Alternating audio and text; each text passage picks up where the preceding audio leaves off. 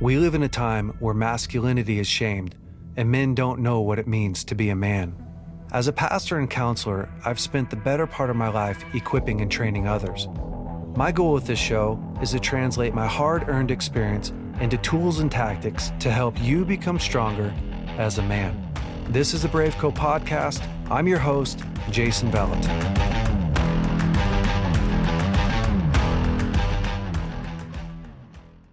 Hey, BraveCo men, if you are looking for the ultimate adventure, we have the thing for you. It's our BraveCo experience happening October 23rd through the 27th. We're going to spend 4 days together as men, hanging out, having a blast. You're also going to learn how to shoot long range. So if you've never learned how to shoot long range before and you like shooting guns, this is the ultimate adventure. We shoot out to 1,400 yards. If you have your own gun, you can bring your own gun. If you don't actually own your own rifle system to shoot out that far, we have one for you. And if you've never shot a rifle before, but you want to try and learn, no problem. Even if you don't know how, we'll teach you all of the skills that you need to do this. We also do high ropes courses. There will be a ton of connection time, really good food, professional chefs that we hire to come out there and cook for us. The stuff is great. So if you're looking to get out, have an incredible time, go to braveco.org, check out our events page, and you can see what's coming up there. Welcome back to the BraveCo podcast, men. This week, Cole Zick's back, y'all. I'm giving you a forewarning. I'm in an arguing mood. Well, so I'm ready to throw down. I too. just want you to know, I don't know. I'm kind of in the mood to disagree. Well, for those of you who don't know, we bring Cole on every single month. He comes back because he is one of my best friends, and we lead a church together, Risen King here in Redding, California. Jay is classic at taking credit for things he has nothing to do with. It's great. Oh, yeah. It's a lie that I don't have anything to do with that, and that I'm not basically the foremost individual keeping it going. But wow, the claims being made. He's in an argumentative mood too, guys. This should be fun. Yeah, dude, I just finished 3 hours of counseling and meetings, and so thank goodness. I'm glad you're getting counseling finally. We haven't even talked about what we're going to talk about today, because I wanted to I'm going to start it. And so I did this post the other day on this reel on Instagram, and it was basically, here's what happened. I'll set it up. Okay. Is I was doing a group. I lead these Foundations of Masculinity 8-week masterclass groups. Yeah. And because you've mastered it. Yeah, no, I mean, I'm the most masculine man ever. That God's ever made. No doubt. Duh. So I lead these groups, and it's just like, guys pay for the hour and a half, and it's awesome. They're great. Yeah, it is. It's incredible. For reals. They're awesome. Yeah. And one of these, in one of the classes, this guy was asking me, like, Jay, when you see, this is literally what he asked me, when you see a woman who's wearing almost nothing, what do you feel? It's a good question. It's a great question. Honestly, it's a great question. I love the balls on that guy to ask that. Me too. So I said, this is my answer. I feel excited. Like when I see a woman who's wearing almost nothing, it's super exciting. Yeah. And then I have to say to myself, I remind myself that she's not mine. Mm-hmm. That's not mine. That's not my woman. That's not my wife. That's not who I'm pointing my sex drive at, right? Like that's not who I'm focusing my attention on. She is, to me, like that's somebody that is gonna find another husband, find another man. And my whole point to him is that I'm not the one that created my sex drive. Mm-hmm. I'm not the one that designed it. I didn't actually even get a choice in the design of it. I'm not the one that decided that 5'9", blonde hair, blue eyes, boobs, and a butt is what turns me on. I didn't decide that. You forgot vagina, because that is a big part of the equation. I mean, that works too. That works too. Yeah. In addition to those other things, that works too. And there's there's a variation of that, right? Like there's a variation of what a woman looks like that is attractive to me, that I actually find attractive. And I know that because every day, and before I was ever married, there was a lot of different women that looked attractive. Sure. Just like when I walk into an ice cream store, right? I have to think through the flavors. And if I try the flavors, it doesn't necessarily make it any easier because I like a lot of the flavors. I just pick one of them, especially if I only have, well, I don't even eat ice cream anymore, but I used to just pick one, right? Like this is my flavor I'm getting for today because you can't possibly have all the flavors. All right. Well, God gave us a sex drive, and we can talk about later, like how to manage it and all that stuff. But here's my whole point is, so I was teaching these men that your sex drive isn't something that you designed, it's something that God designed. True. And it's really valuable and important. Now, the interesting thing about your sex drive is when you get married, you don't just go, oh, this is the only woman I'm ever going to be attracted to anymore. I don't actually even get that choice. I get a choice on who I marry. I get a choice on who I point my attention at. It's like when you bought your house in Reading, is that the only house that you ever see now and go, wow, that's a good looking house? No. That's ridiculous. But it's the only house that you walk into every day and it's yours, that you go like, okay, I'm going to sleep in this bedroom, and like, you're not sleeping in any other house. Like this is the house that you own. It's your ride or die. And so the beautiful thing around this is that every single day I'm making a decision, a conscious decision to manage myself. Okay. So I posted that reel, and which it did great on Instagram. Here's the challenge is the response. This is like just one of the responses that I get from people. Men should be able to look at an attractive woman without it exciting them. The only time seeing an attractive person causes excitement is when we internally, even for the briefest of moments, is when we choose to sexualize them. We should all see each other as children of God first and foremost. We should not be excited by anyone unless they are the one He chose for us. I think that kind of messaging in that mindset is part of what's keeping humanity trapped inside of this like sexual storm that guys are in. This idea that that if I'm excited, that if I feel some sort of pull, that something's wrong with me. I'm happy if you disagree with me, because again, I didn't set you up with. I know. I actually am excited about this because I don't totally agree with you. Yeah, it's great. I'll give you an example. Okay. I'm walking into a store and I look up. I see this woman walking through the aisle that's not wearing a ton. And for a brief moment, I felt myself go, wow. Like I felt this pull. But it was more of a pull than just normal. It was more than just like, I went like, wow.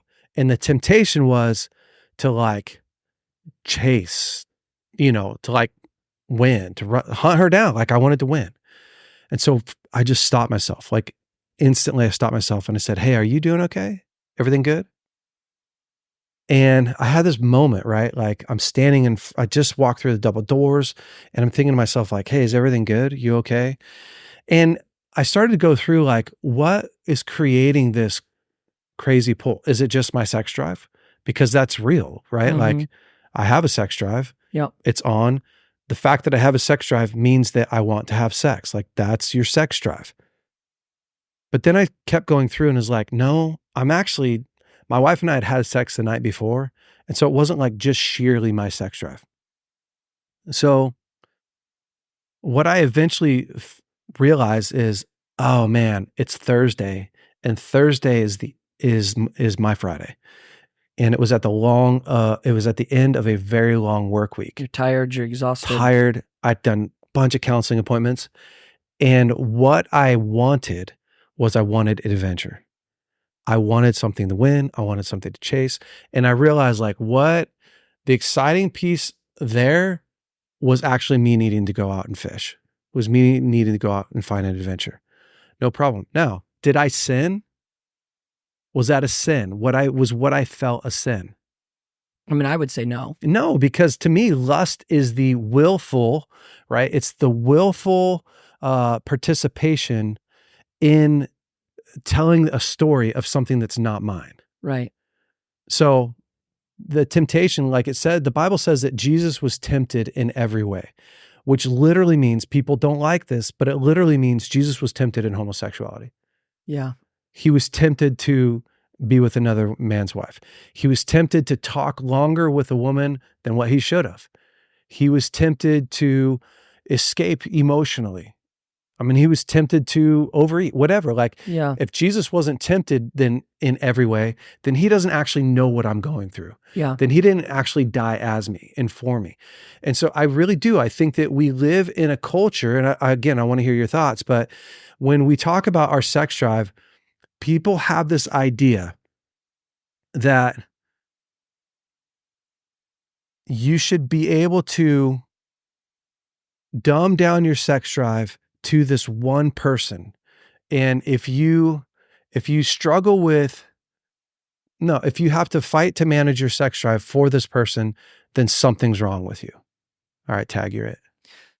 And we may be closer, because I've heard you talk about this before. Yeah. And there's times where I'm like, oh, I don't know if I agree with it worded that way. Maybe it's a language wording thing. So let me kind of jump in here for a sec. First of all, on the comment that was made, one thing I just want to preface up front, I do not agree with. I don't agree that Caitlin was the only person for me to marry. No. Because the way they said that was like the one God. Yeah. I don't agree with that. No. I think that is actually the power and the beauty of marriage, is that I chose her and she chose me when we could have chose anybody else. And she's going to choose you every day. Right. And I'm going to choose her every day. Right. So, that's a side thing, but I felt like it was worth mentioning. I would use different language. I wouldn't be able to disagree with you. There's for sure times, and there's a difference between attractive and wearing nothing and intentionally drawing attention. Yeah. Like, those aren't the same thing even. Yeah. Right? Like, I agree with the statement that we shouldn't, as a man, I do believe it is my job to condition my sex drive. I would probably use the word condition over dumb down or manage. I do believe it is my job to condition my sex drive to be focused on Caitlin. Now, we're talking a vernacular of, is somebody attractive? Well, I would say, how are you doing that? Okay, and that's a great question. So, like, for me, here's some real practical things that I've told people before. Number one, I am wanting to make sure that those moments, because I don't care who you are. If you're a man, you have moments like that. In my opinion, like, I have them, you have them. Okay, a good example is, I'm on my honeymoon on the beach in Hawaii, and I walk out on the beach in Hawaii, and the dress code on the beach is way different than what I see every day. No, let me finish. Okay, because I want to throw this up there to say, like, is it when you're talking about conditioning your sex drive, this is what I'm talking about. So I get out onto the beach and I tell Lauren, we just got married. I tell her, like, oh, this isn't actually super fun for me. She goes, oh, what's not? I said, it's annoying. It's annoying because I'm having to, because I'm seeing stuff that I don't see every day that feels like a pull. I'm not wanting that. A girl walking by in a G-string, like, bikini bathing suit, who's right, like, who's sure. beautiful. That's something that I have to manage. Now, I don't know. I don't actually believe that I'm going to condition myself to not find that, to not have to manage I think that you can. Okay. I think that I have in certain areas. And I would, to be honest, I would say that it comes and goes. Like, I think I'll go through 3-4 months where I don't notice a single woman around me. And then I'll go through a week where I'm like, oh man, why am I noticing everything right now? Right? Like, I notice everybody I see that's attractive, or whatever it is. Right. Yeah. But what I try to do the best that I can is condition my sex drive to be focused on Caitlin. Some of the things that I do to do that is, when I have a moment like you're talking about, Like, again, I think a lot of guys have that, right? When I have that moment, I do my best to redirect my mind to thinking about my wife. 100%. Another thing, here's a real practical thing I recommend for guys, is because we're so visual and we are going through life and we can visually see other women. But for the most part, when you're making love with your wife, you don't have the full visual of her entirely, right? Like you can see a part or whatever. Not to get too much there. One of the things I recommend to people is get a massive mirror and put it next to your bed. Because what happens is I'm actually filling my mind with a picture of the two of us together that actually gives me something to visualize when I'm walking throughout my day. Yeah. When I am in between moments, or if I'm in a moment where I look at somebody and my brain, I'm like, oh man, I'm noticing something that a week ago I wasn't noticing. I'm noticing it now. Again, why is it? Did I have a long day? Did I have a long week? What are those things? But my brain actually has something to mentally, visually go towards. Yeah. And it's a super practical one. But Jay, I think that I have to believe James 4:8. This is a scripture I've always held on to in this, which is, if you resist the devil, he will flee from you. Yes. And I'm not saying that this is the devil, right? Our sex drive and the devil isn't the same. But I do believe there's a principle here where resistance does cause a temptation to flee.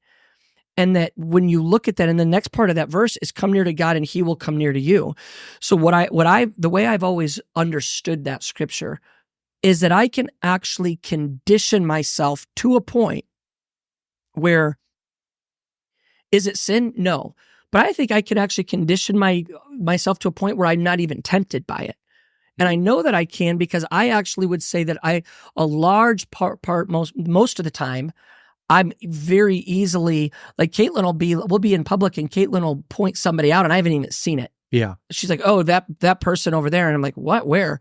And they were close to us and she's angry because they're walking around in this. And like, I think I have to believe, if he tells us be holy as he who called you is holy, then we have to be able to condition even our God-given temptations.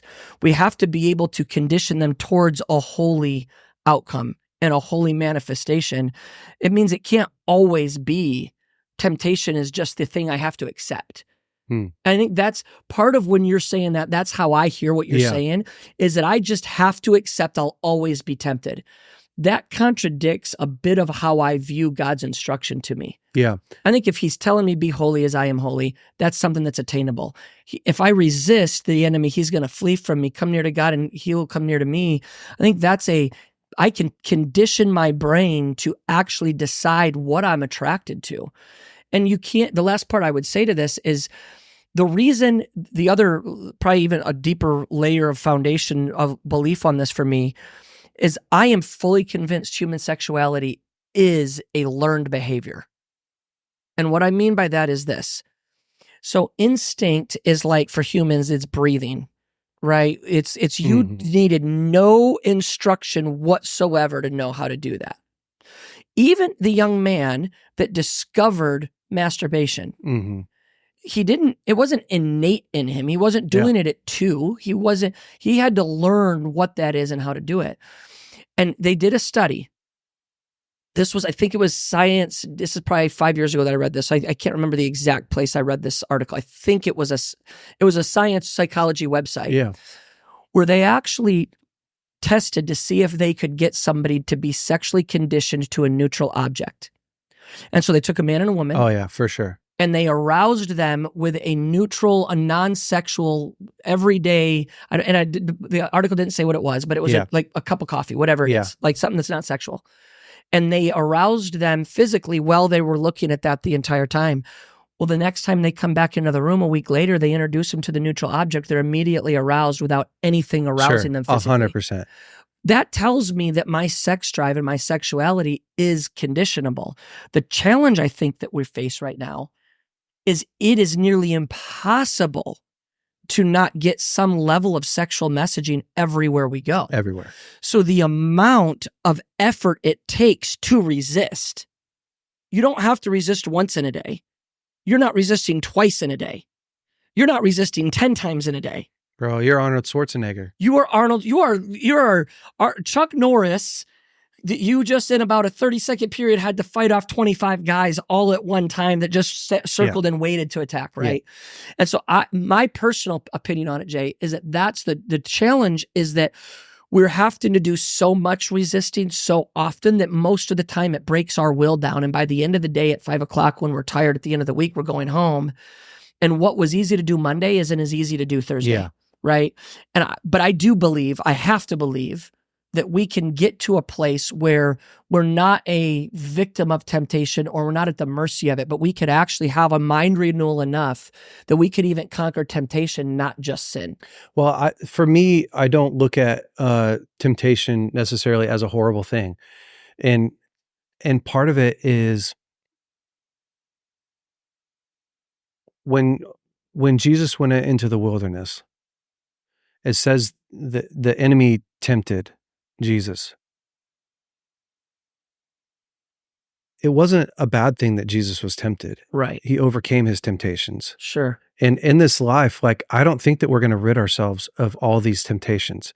For instance, there's temptations that put sin aside, food and different kinds of food, right? And spending habits. And like, when we talk about temptation, I don't look at temptation and go, I need to rid myself of all this torture that I live in. Like, because part of being a noble man, if there is no temptation, there is no nobility. Doing it when it's hard. No, I'm just simply saying, I'm with you there. If there is no temptation, there is no nobility. But I will say, in the same vein, though, you know that I primarily cut sugar a couple years ago. Yeah. It gets easier. It gets way easier. Like, it's super easy to say no now. Like, I would say that often it's not even in the temptation bucket for me anymore. My point isn't that you can't get to a place where you're not often tempted. My point is that temptation is not a sin. Agreed. And it's not even a sign. Temptation is not even a sign that you're doing something wrong.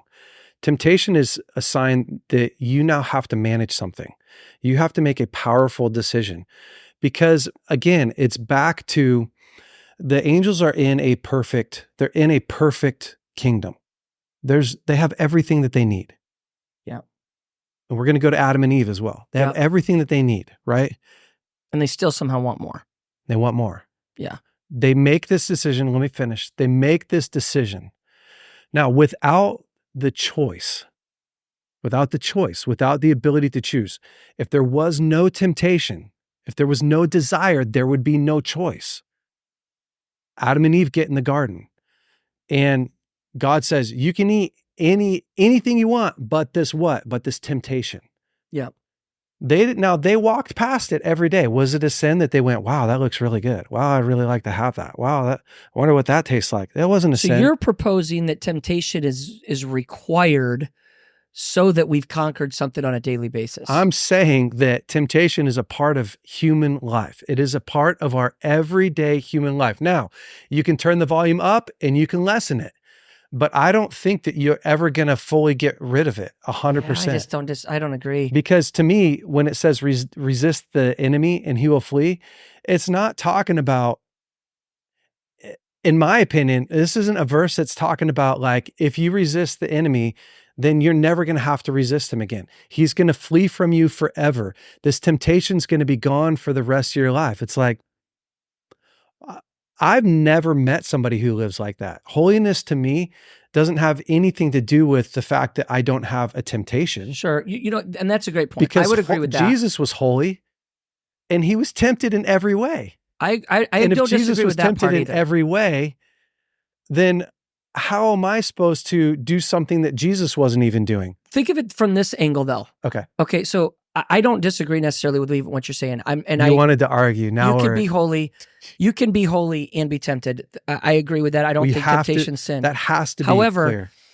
I don't think that it's like I have to have the same struggle every day to be a man of valor. I think that you can put enough work in an area and have conquered that area where you're no longer tempted now, so that your prayer time, your mental thought time, your thought life gets to now spend time thinking about something else. So Think of it like this. One of the things I think a lot of people spend most of their prayer and devotion time doing is sin damage control. Sure. I think a lot of people, a lot of Christians are in sin cycles, even if it's a little one, where they have the same routine of I screwed up, and now the 30 minutes, the 40, whatever your devotion life looks like, is now going to be spent today asking God to forgive me of all the ways I made a mistake. Sure. Or in the case, in our dialogue here, man, Lord, I'm feeling really tempted. Help me with my temptation. Help me with my temptation. Help me with my temptation. I think that the Lord has bigger things that he wants to talk to us about than just simply sin management, temptation management, 100%. and the damage control of our fallen state. And I think that that helps kind of fuel my belief system on, well, I do think that if we resist the devil, he will flee from us, because I do take it literally as it says. And I believe that he set it up that way because if you're right, the sacrifice it takes to fully conquer a temptation is significant. And then to get there, I want to be clear, I don't think I've gotten there. Well, I don't think Jesus got there. That's my point. I think you're saying he was tempted all 33 years, all the time, every moment? I don't know. I'm saying there's nothing that says that he wasn't. There's nothing that says that he was. Well, Jesus is getting ready to go to the cross. And I mean, he's fully human, right? He's getting ready to go to the cross, and he sees all the pain that's about to happen. And he says, Father, I don't want to do this. Like, I don't. You're calling that a temptation? I'm saying that Jesus, I don't see anything in the Bible that says, and Jesus was tempted until this point. Well, it's pretty tied to the 40 days in the wilderness, where the devil put him up on the thing. Yep. Like the way you could easily read it in context, that was the temptation period. I've never read anything that made me think that it was a long, extended period of time for him. Personally, like I've always read it that way and believed it that way. It's just now, I unclear. could be wrong. I'm not Dan Fairley. I'm far from a theologian, just to be clear.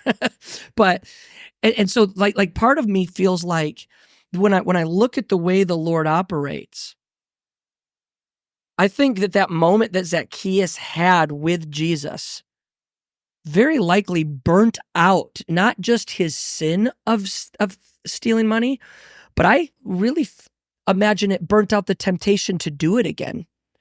That he had such an encounter with Jesus on that topic and in that area that it actually, I wouldn't be shocked if I get to heaven, I talk to Zacchaeus and he says, yeah, I never wanted it again after that. Yeah. Because I've talked to people in different areas. Like we had this guy. I'm not saying that somebody could get to a point where they didn't feel tempted in an area. I'm not saying that. Because I feel like that's what you're saying. Yeah. Let me clarify. Okay. To me, it's the law of like stewardship, right? Whatever you steward grows. So yes. For instance, somebody looks at porn a whole bunch. Well, we know what's going to happen, right? Yeah. You've created these neural pathways that are going to, every time you see the cup, whatever, if that's what you masturbated to, then you're going to feel excited about it because that's what you've stewarded in your life. Correct. And it's growing. Okay.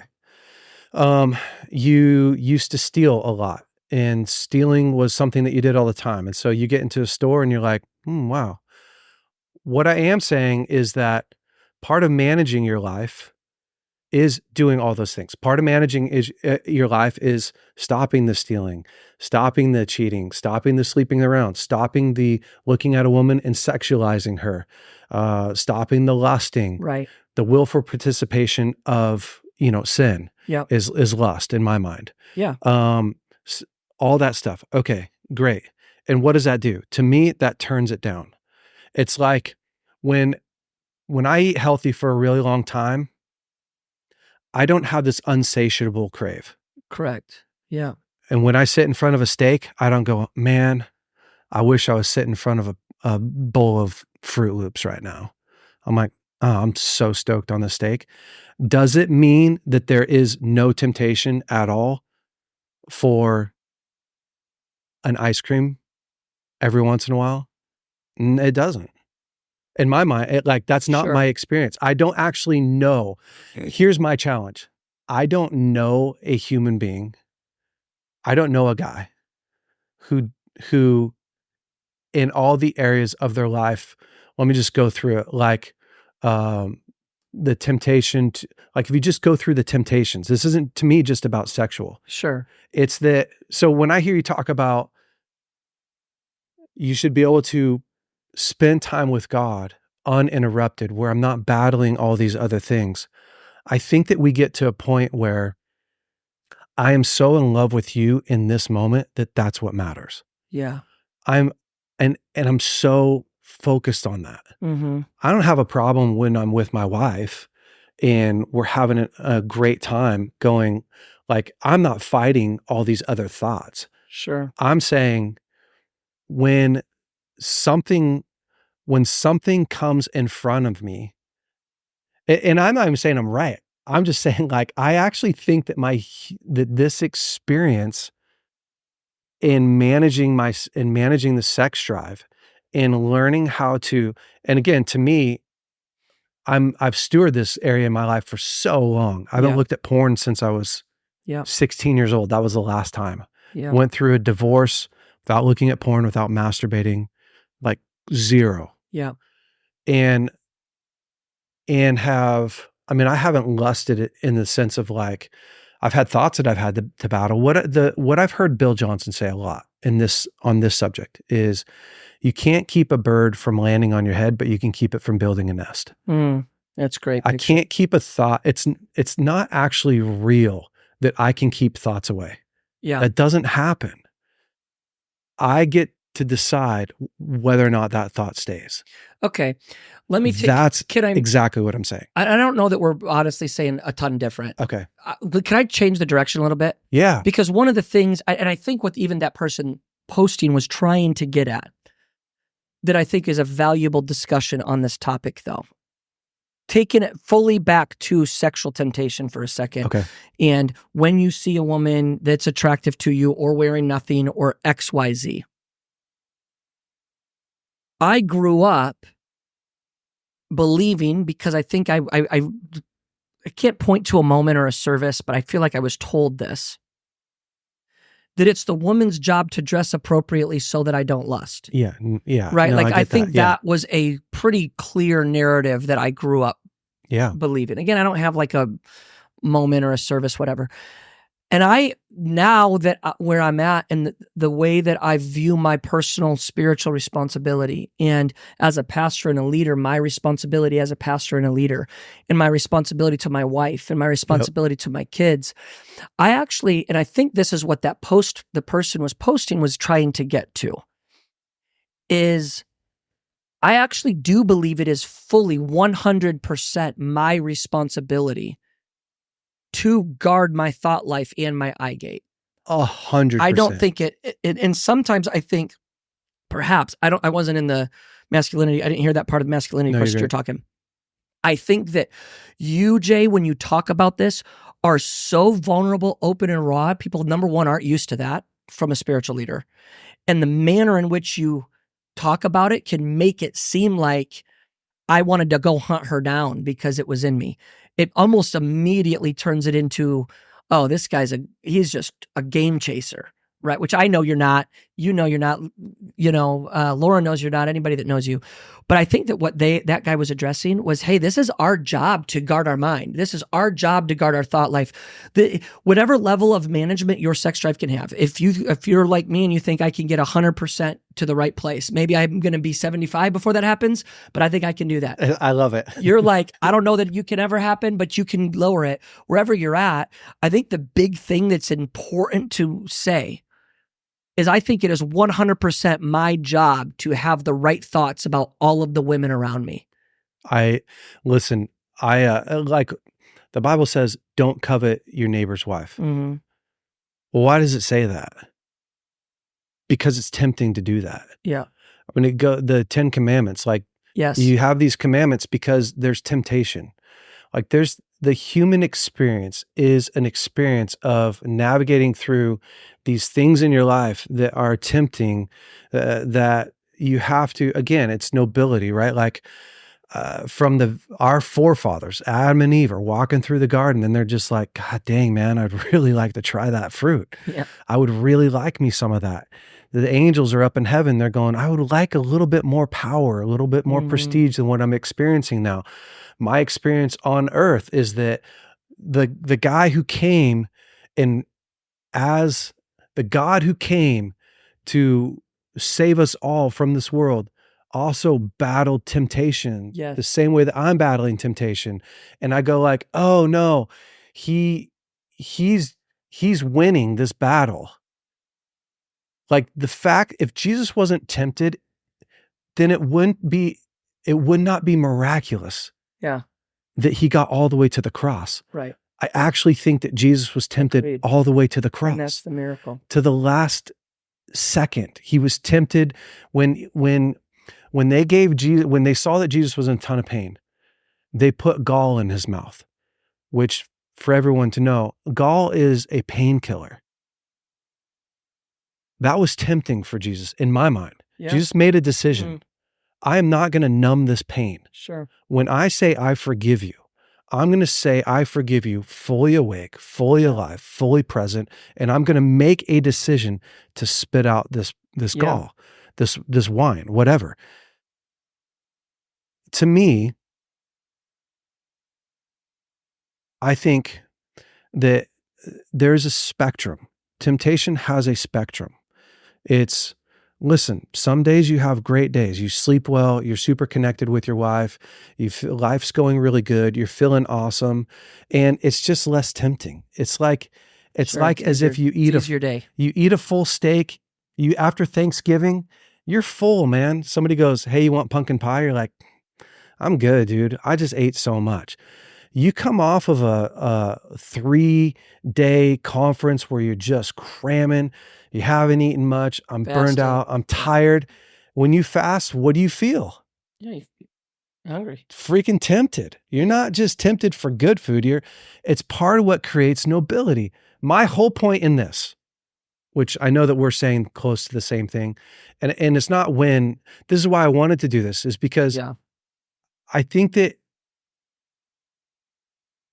to me, a crucial point is you are not the temptations. You're not your temptations. You're the virtues and the values that you embrace. Yeah. You're not. Now, I think that you can alter your temptations. I'll give a couple examples of it. I totally know that you can. Yeah. Because everybody's done it in certain ways, right? Well, for example, like if you go back 300, 400, 500 years ago, what was like attractive? What was a sexually attractive woman?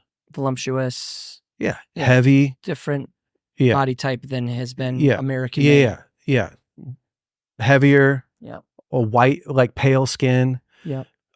Because it resembled somebody who didn't have to work, somebody who didn't have to go outside, and somebody who had a lot of food, right? Yeah. But somehow we found that attractive.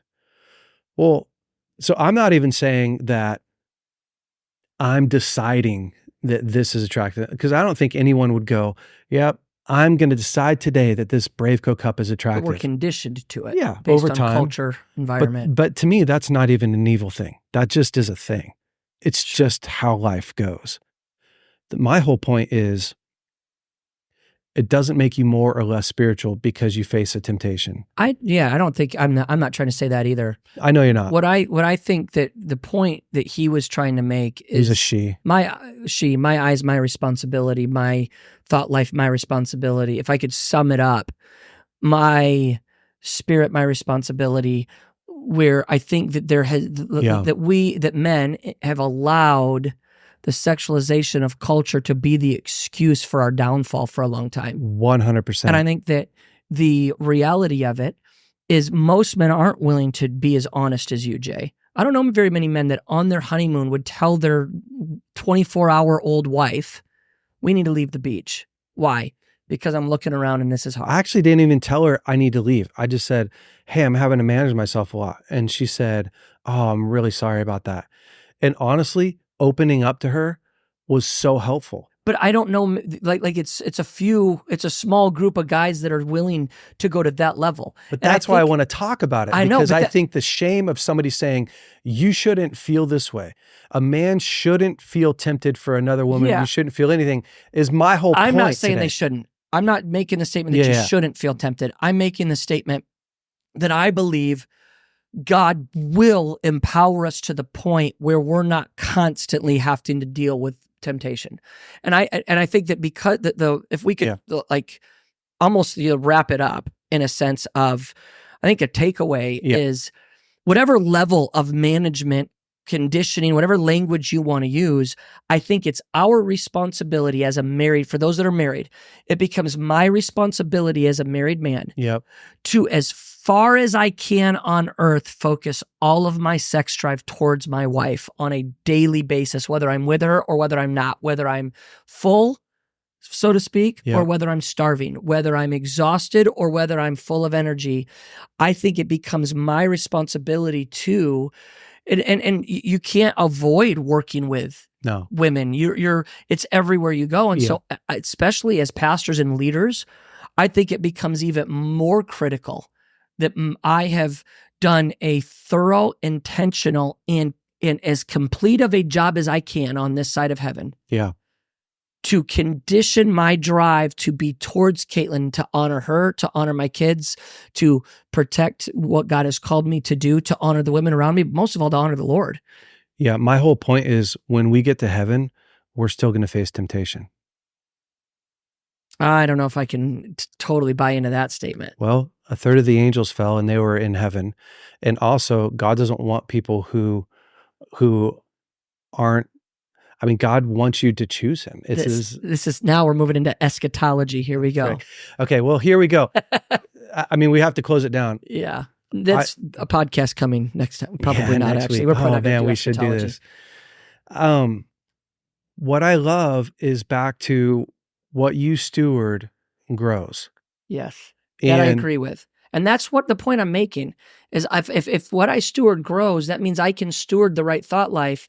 I can starve one pattern and grow another. Kind of, yes. And also, to me, it goes back to when I am nurturing a relationship with my wife, right? And I use the word nurture on purpose because husbands are supposed to cherish and nurture their wives. When I start to nurture, right, this relationship with my wife, and I learn how to open up, I learn how to be vulnerable, learn how to connect emotionally, I learn how to hear her thoughts and her feelings, and we're building a marriage that we love. This becomes so much more appealing. Yeah. This becomes what I'm invested in.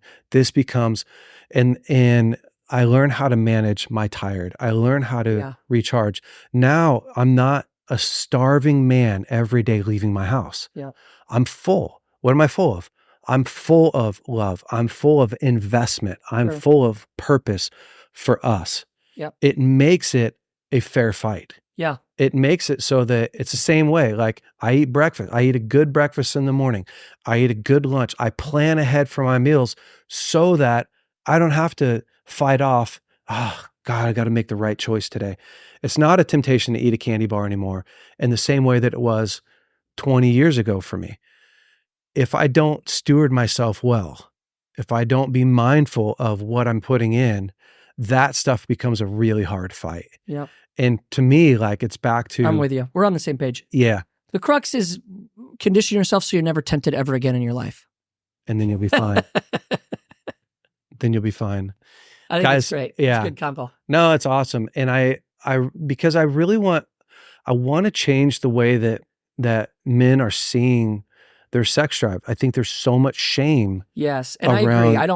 We don't want to demonize it. We don't want to act like it's a bad thing. It's broken and it's the reason that we're a monster. And I think 100%. That's the whole point is guys are getting to a place where they feel so much shame. Like that was my point with this. It's like every guy that reads that is like, oh my gosh, I should have no temptation except for the one that God chose for me.